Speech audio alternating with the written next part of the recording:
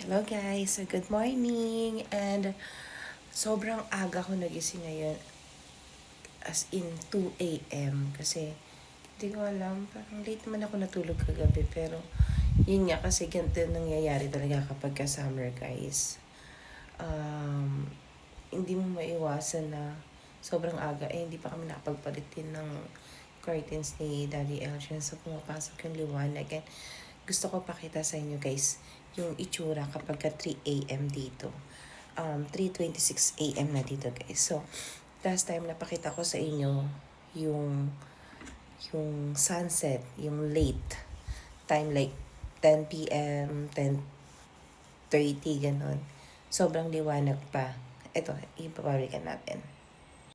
So, yung mga anak ko, gising pa sila kasi paano ko naman sasabihin na tulog na, gabi na. Diba? Paano ko sasabihin na matulog na kayo. Mga anak, matulog na kayo, gabi na. Sasabihin sa'yo, Mami, maliwanag pa. Ayan, so 3 a.m. pa lang dito guys, pero liwanag na siya, maliwanag na. Sobrang clear na ng sky, ayan.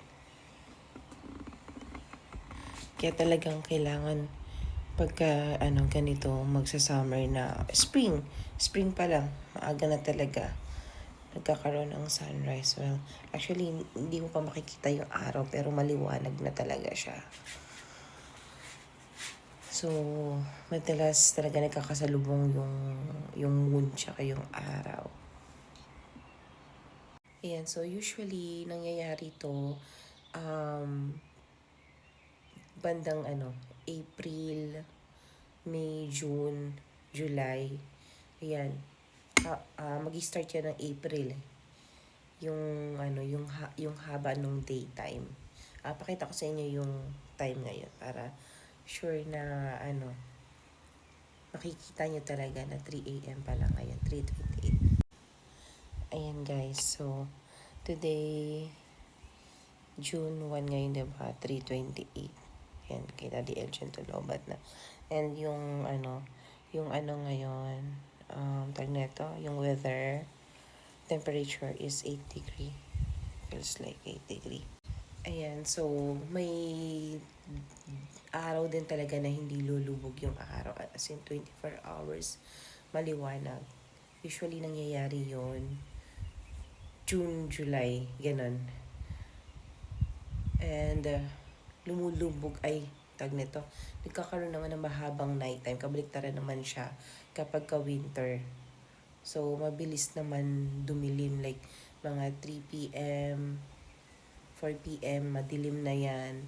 And then, sobrang late din magkaroon ng araw like 9 a.m. madilim pa 10 a.m. At may time din na hindi rin nagkakaroon talaga ng araw.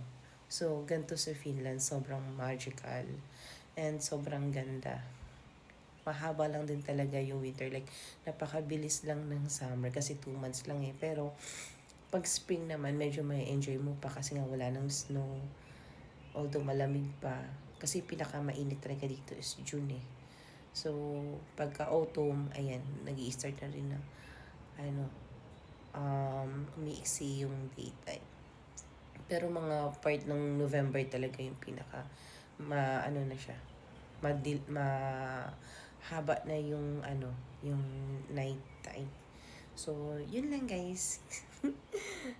Napa-vlog ako. Kasi, gusto ko lang din ipakita sa inyo para, na-idea kayo kung ano yung time dito sa Finland. Sa mga gustong pumunta dito sa Finland, syempre para hindi na kayo mabibigla. Bakit hindi pagka ganito April, May, June, July, bakit ang haba ng daytime? Tapos pagka dating ng November, ganyan, nakaka-depress na yun. Sobrang haba naman ng nighttime, diba?